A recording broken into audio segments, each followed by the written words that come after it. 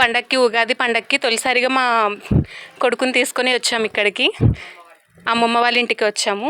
అయితే మా తాతయ్య అమ్మమ్మ వాళ్ళందరూ కలిసి 108 రకాలతో ఫ్రూట్స్, స్వీట్స్, హాట్ అన్నీ కలిపి 108 రకాలు వచ్చేలాగా పెట్టి మా వాడికి సర్ప్రైజ్ ఇచ్చారు. యాక్చువల్లీ ఇదైతే ఫస్ట్ టైం నేను చూడడము. జనరల్గా ఎవరైనా అల్లుడికి వాళ్ళందరికీ ఇస్తారు, కానీ ముని మనవడికి ఇచ్చారు మా తాతయ్య.